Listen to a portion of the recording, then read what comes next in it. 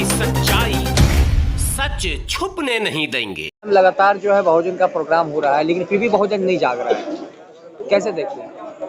देखिए, बहुजन ना जागने का सबसे बड़ा कारण है घर घर में टीवी, और उस टीवी पर गलत गलत प्रचार। उस पर किसी भी प्रकार की कोई पाबंदी नहीं है। टीवी पर कितने भी भ्रम, जो साधु संत जो है माइक लेके बैठे हुए हैं, वो जो है यूज जो है साइंस का करते हैं और लोगों को साइंस से दूर रखते हैं। दूसरा कारण जो है इतिहास, जब तक पूर्वजों का इतिहास जो है लोगों के घर घर में नहीं जाएगा, स्कूल कॉलेज यूनिवर्सिटी में नहीं पढ़ाया जाएगा, तब तक जो है जनता जो है अज्ञानी रहेगी, जो है ना षड्यंत्रों को नहीं समझ पाएगी। तो तब तक जो है इस बहुजन समाज का यही हाल होता रहेगा। लेकिन मैम, अभी जैसा आप कह रही हैं कि शिक्षा की बात करें हम, तो यूजीसी में जो आरक्षण होता था, यूजीसी ने उसको खत्म किया है और मतलब लोग प्रोटेस्ट भी कर रहे हैं, उस पर क्या कहेंगी मैम?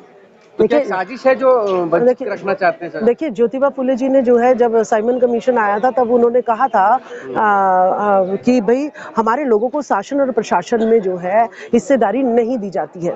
ठीक है, जैसे एक दो घोड़े हैं, एक जो है कमजोर है, एक मजबूत है। तो जब भी हम जो है चारा डालते हैं तो मजबूत घोड़ा उसको दो मारता, दो लत्ती, और दो लात मारता है और उसका चारा खा जाता है। तो इसका मतलब दुर्बल जो है अपनी रक्षा खुद नहीं कर पा रहा है, तो इसकी चारा जो है अलग जो है इसको इसका खाने का जो है स्थान बनाना पड़ेगा। तो इसी तरीके से ज्योतिबा फुले जी ने कहा था कि हमें भी जो है आरक्षण देना चाहिए शासन और प्रशासन में, ताकि सभी जातियों का उसका प्रतिनिधित्व मिल जाए। ये प्रतिनिधित्व की जो है, रिप्रेजेंटेशन की जो बात जो है, वो आरक्षण करता है।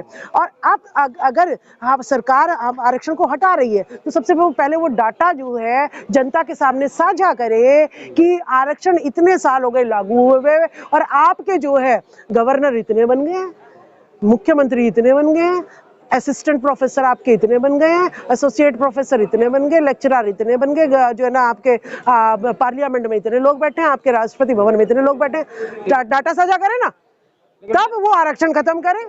तो अभी भी हमारा प्रतिनिधित्व, अब हमारा रिप्रेजेंटेशन अभी भी हमें नहीं मिल पाया है, जो आप सिर्फ और सिर्फ एमपी एमएलए में देखकर और प्रूव कर सकते हो कि जब एमपी एमएलए में ही हमारा आरक्षण नहीं है और महिलाओं का तो 50% है ही नहीं, तो वो साफ साफ जनता को नजर आ रहा है। तो ये भेदभाव अभी भी चल रहा है इस देश में। लेकिन अभी आपके ही मन से जो है एक आदमी, एक स्पीकर बोल रहे थे कि जो रिजर्वेशन आरक्षण है वो बाबा साहब की देन नहीं है, बल्कि अनमोल स्मृति की देन है।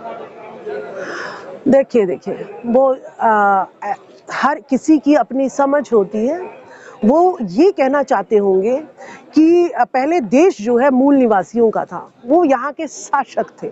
ठीक है, उसके बाद जो है लोग बाहर से यहाँ पर आए, उन्होंने यहाँ पे वर्ण व्यवस्था बनाई, जातिवाद बनाया उन्होंने। ठीक है, जब जातिवाद बना ही दिया, ठीक है, तो हम उसी के अनुसार तो कह रहे हैं कि भाई जातियां तुमने थोपी तो तुम ही हमारी जाति का जनगणना करा दो, और तब हमें पता चल जाए कि हमारी हिस्सेदारी कितनी है।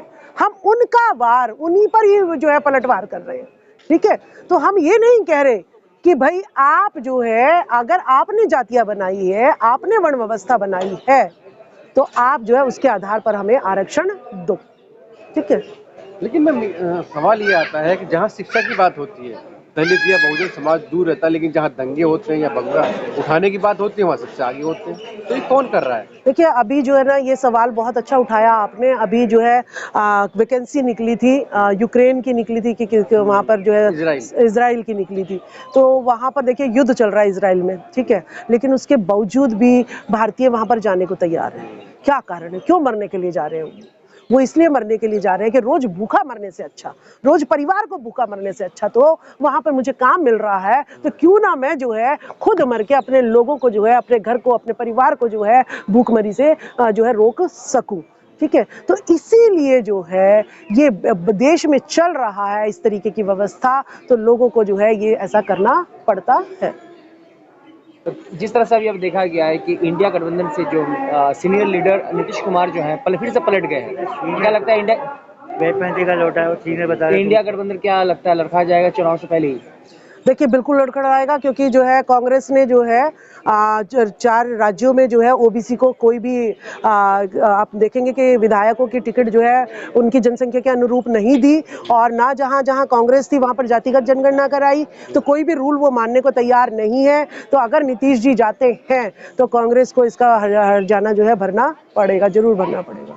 तो मैम 24 में क्या भविष्य होगा राजनीति का, जिस तरह से गठबंधन भी टूटता नजर आ रहा है? तो कौन हराएगा? देखिए 24 में आपको देखिए ओबीसी जो है अहम रोल अदा करेगा। तभी तो आपको दिख रहा होगा कि किस तरीके से जो है बीजेपी लगी हुई है सांसदों को, विधायकों को, मुख्यमंत्रियों को तोड़ने के लिए। तो ओबीसी एक अहम मुद्दा है और वो रहेगा, क्योंकि ओबीसी अब जागरूक हो गया, उसके सम्मेलन चल रहे हैं और एससी एसटी ओबीसी माइनॉरिटी जो है अब मंच साझा करने लग गए हैं। तो ये एक बहुत चिंता का विषय है। तो इनकी जो है अब अनदेखी करना अब सरकारों के लिए मुश्किल हो गई है, क्योंकि जननायक कर्पूरी ठाकुर जी को भी भारत रत्न देना इनकी मजबूरी थी कि जो है ना मुझे वोट चाहिए तो मुझे जो है इन्हें भारत रत्न देना पड़ेगा। लेकिन जनता कल में सम्मेलन में से होके आई हूँ, उन्होंने कहा है कि भारत रत्न तो उन्होंने दे दिया, लेकिन हमें कर्पूरी ठाकुर फार्मूला जो है लागू चाहिए। हमें नाम नहीं, साथ साथ काम भी चाहिए। जो कर्पूरी ठाकुर जी ने कहा था उन कामों का पालना अगर बीजेपी करेगी, अगर कोई भी पार्टी करेगी, तभी हम वोट देंगे, नहीं तो वोट नहीं देंगे। एक तरफ आप कह रही हैं कि ओबीसी जाग रहा है, जागरूकता पैदा हो रही है, लेकिन ईवीएम रहेगा तो आरोप लगता है कि ईवीएम से जीतती है भाजपा। नहीं, तभी तो सब तरीके की वार चल रहे हैं। जातिगत जनगणना की भी लड़ाई यहाँ पर है, ईवीएम को हटाने की लड़ाई भी यहाँ पर है, और 31 जनवरी को चुनाव आयोग का घेराव भी जो है ईवीएम हटाने के लिए कर रहे हैं, जिसमें माननीय वामन मेश्राम जी, माननीय राजकुमार सैनी जी और जितने सुप्रीम कोर्ट के वकील हैं, जितने सामाजिक संगठन हैं, ये सब मिलकर जो है चुनाव आयोग का घेराव करेंगे। क्योंकि सबसे बड़ा घोटाला जो है, अगर ओबीसी जाग भी जाएगा तो ईवीएम मशीन जो है चोरी कर इनकी वोट को जो है कहीं और जो है ट्रांसफर कर देगी। क्योंकि चंद्रयान को जब धरती पर बैठे बैठे कंट्रोल किया जा सकता है, तो ईवीएम को कंट्रोल करना कितना मुश्किल काम नहीं है, आसान काम है। जैसा कि आप जानते हैं 15 फरवरी तक पूरी दिल्ली में जो है धारा 144 लागू है, फिर कैसे ये पॉसिबल है ये चुनाव आयोग का घेराव करना? भाई जब आप जो है 22 जनवरी को सब तरफ जो है रैलियां, भंडारे, ठीक है, इतनी हो हल्ला हो सकती है, तो इस 90% लोगों के लोकतंत्र को बचाने के लिए क्या हम घेराव नहीं कर सकते? तो हम ये गुंडागर्दी उस दिन देखना चाहेंगे कि सरकार हमारे साथ क्या करती है। तो हम ये गुंडागर्दी देखेंगे कि किस तरीके से धारा 144 लगाकर हमारे मंसूबों पर पानी किस तरीके से सरकार फेरती है। आखिरी सवाल ये है कि क्या 24 का जो चुनाव होने वाला वो किन मुद्दों पर होगा? महंगाई, बेरोजगारी, या राम मंदिर, या धर्म के ऊपर होगा? देखिए धर्म जिस दिन राजनीति में आ जाएगा तो इस देश का जो है सर्वनाश वहाँ पर हो जाएगा। इस देश में जो है 2024 में जातिगत जनगणना कराना और जो है पिछड़ों की ओबीसी की अनदेखी करना, ये बर्दाश्त नहीं किया जाएगा, नहीं किया जाएगा, नहीं किया जाएगा। और बहुजनों का ही प्रधानमंत्री होना चाहिए, वो भी असली होना चाहिए, नकली नहीं होना चाहिए।